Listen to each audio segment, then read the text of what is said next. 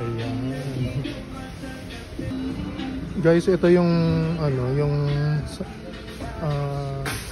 soap aisle. Soap aisle. Alin yung pinakamadaming ano? Pinakamadaming bawas na soap? Dito sa soap aisle. Di ba oh? Ano yung pinakamadaming binili?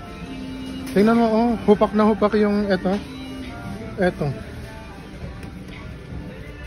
Hupak na hupak. Ano yung meron dito sa sabon na to? Ayan.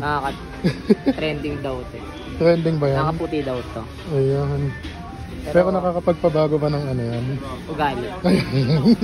Sana makapagpabago yan mga ugali. Ayan. Ito siya. Oh. Yan yung pinaka-trending na soap. Yan. So yan nga guys. Yan din yung ginagamit ko sa mukha ko. Ito. Tiare soap.